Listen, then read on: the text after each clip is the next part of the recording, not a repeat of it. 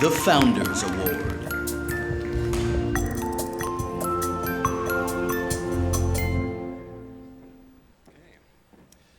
Good evening. I'm Paul DeBevic from Google VR and the USC Institute for Creative Technologies. Hey.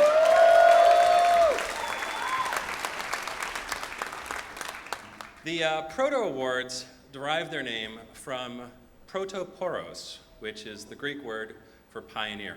And in that spirit, every year, we recognize one of our industry's pioneers, without which none of us would be here tonight eating miniature churros and looking forward to the open bar.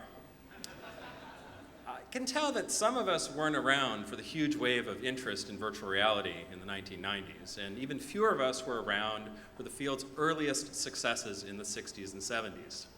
It is that same era which brought us the VCR, Post-it notes, and Edgar Winter's Frankenstein that brought with it the first pioneering research of Dr. Tom Furness, the recipient of tonight's Founders Award. Thomas A. Furness III has worked in VR and AR for 50 years, beginning in the United States Air Force, developing advanced cockpits for fighter jets. In this process, he developed numerous novel virtual interfaces, including virtual displays, head-mounted tracking systems, and 3D sound. In 1989, at the University of Washington, he founded the Human Interface Technology Lab, whose work has applied virtual reality to medicine in surgical simulation, cancer screening, pain control, and post-traumatic stress treatment. And the HIT Lab's work in virtual retinal displays, which scan images directly onto the retina, is echoed in several of today's leading augmented reality devices. Despite VR and AR's recent progress, Dr. Furness continues to express how much further we need to go. And with each of us having more computational power in our smartphone than Tom Furness had at his entire Air Force base, it's up to us to take inspiration from his work to push the medium ever further, ever faster. And it is so my great honor to present Dr. Thomas Furness with the 2016 Founders Award.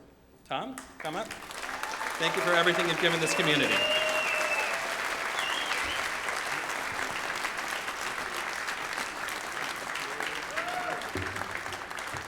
Thank you, everyone. This is so fun for an old guy.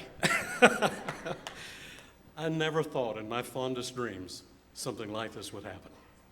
50 years ago, when I started working on virtual reality, people thought I was crazy, especially those generals at the Pentagon. But you know, after many years, and I actually flew in the fighters myself, and we began to realize how powerful this technology was. And it sort of culminated in what I call my super cockpit, the cockpit that you wear. And we built simulators that would generate 120-degree fields of view, stereographic images. And with cathode ray tubes located on the side of your helmet had 15 kilovolts running there. And water-cooled electronics, and 2 Evans Sutherland picture systems, one to draw the left eye, one to draw the right eye, and 9 VAX computers sitting in the background to get the simulator to work. Those are the good old days. That's when new computers were computers, you know? But then I decided to beat my sword into a plowshare, become an academic. And it's interesting how that happened because of a call from a general from the Pentagon. I actually ended up on CBS Evening News because the Air Force needed some positive publicity. So I was interviewed by Dan Rather's crowd, and I ended up on network television. And you know, that transformed me from being an R&D guy in the military to show business.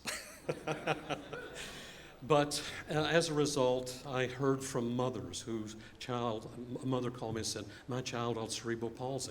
Can you do anything with that technology to help my child?" I had firefighting companies call me and say, "We have this real problem with firefighters. They go in these burning buildings. They don't know where the fire is. They don't know where the other firefighters are in the building. And the fire chief who's directing all of this is on the outside of the building with a radio." And then you have these surgeons. One surgeon called me and says, "I'm a thoracic surgeon. I'm inside this patient. I'm trying to replace the aorta, a graft in the aorta. And my map is a CT scan, which is on a light box on the wall. And there any way you can take that information and put it in the patient?" And another surgeon said, "I want to be on the inside looking out. Is there any way you can put my eyes inside this patient?" So from these things, we were trying to solve problems. We're trying to build the technology that would do that. And over and over again, we found that virtual reality let us do that. And as Paul mentioned, we did pioneering work in pain. We found out that VR could be an analgesic for pain. We found out it would treat phobias and PTSD. And all of these things sort of emerged.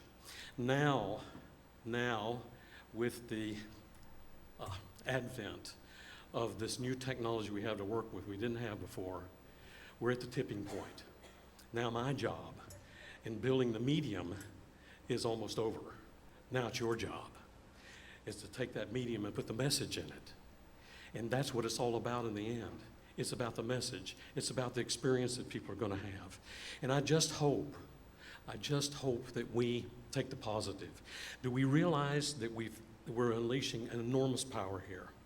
Over these 50 years, I begin to see it. It's like splitting the atom, enormous power. We're playing with fire, and we need to understand what that means. Because once you put a person in a virtual world, they never forget it. It's something that sticks with them.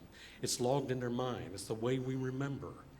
So we need to put good things into minds and use this technology for education, for training, for lifting mankind, I believe. And rather than...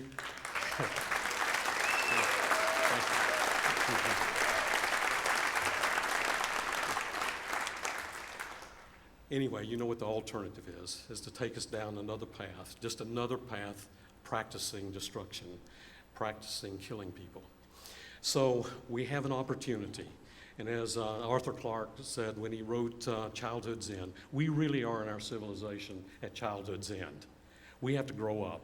We have to use, like this tool, to help us raise mankind and solve the pervasive problems in the world. Now, as I turn the torch over to you, I'm not dead yet. I have a few more years to go, hopefully. But what I want to do is concentrate on those good things we can do with it. I want us to basically build a Peace Corps for VR and go out there and take this and solve problems in the world. And turn our living rooms into classrooms.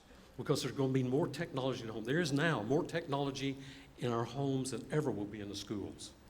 And so we need to use that and use that opportunity in those living rooms to lift those families and so they can be part of the solution.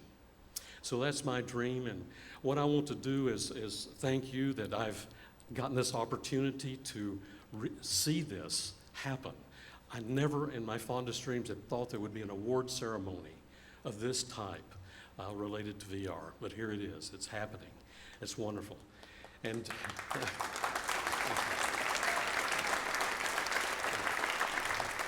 after all these years and all the people, wonderful people I've had to work with, I mean, including Ivan Sutherland, who stood here on this podium last year, these wonderful pioneers and the great minds and creative people that I work with. And above all was my companion, my wife, who really helped me through those dark periods. There were a lot of VR winners I went through where things didn't look too well, they're going too well. But she was there, and she encouraged me, and she said, you know it, you're on fire, it's in your belly, follow that, and I did, and I want to thank her for that. And thank you very much.